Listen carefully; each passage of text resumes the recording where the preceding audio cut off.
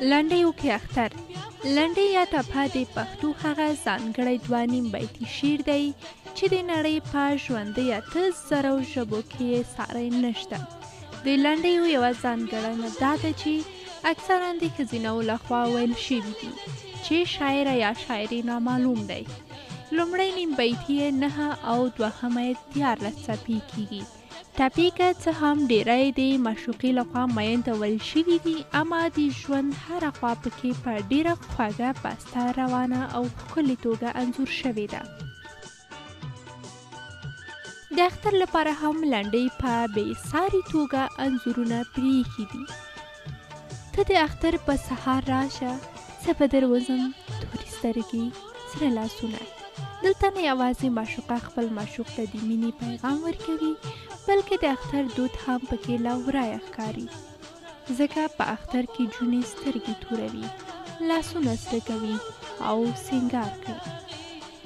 اختر د واړو مبارک شه، که مسافر وي که تیار له څنګه وینه. اختر خو لویه خوشحالي وي چې زړونه اخلي پرې د عمر پیوندونه. اختر له تا سره ښاییږي، نور خلک خوشېدې، اختر هوس کوي نه. اخرنۍ ټپې د هر لپاره ډېر څه په ځان کې رانغښتي دي. یار ته د ده د ښکلا ښه سړیتوب، نازولتوب او مینې حوصله ورکوي. اختر د واړو مبارک شه، زه به خپل سره لاسونه یاد ته ورکومه. مسلمانان د اختر په ورځ یو او بل ته د اختر مبارکۍ سره ورکوي. د یو او بل کورونو ته ورځي او په ځانګړي ډول کشران د مشرانو حجرو ته ورځي تر څو د مشر قدر وشوی وي. مشران هم عیدي ورکوي.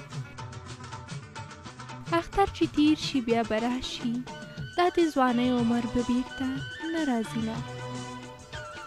د انسان په ژوند کې په لسګونو اخترونه ځي او راځي، او تر څو چې ژوند یې دا به بیا سلام راچوي، مګر د ځوانۍ زر تېرېدونکی پیر بیا هیڅکله په انسان نه راځي.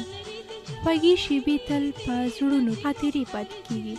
تل انسان د ده د ځوانۍ له ولولو سره ژوند کوي او د انسان په زړه کې تل پاتې کېږي. د پښتو ادبیاتو په هر ډول شعر کې اختر له ورایه ځلیږي. شاعران تل اخترونو ته شعرونه لوستي دي او شاعرانه الهام یې پرې مړاوی کړی دی. ټول خلک کالي کوي، اختر راغی، ما افغان تل سره کالي اغوستي دي.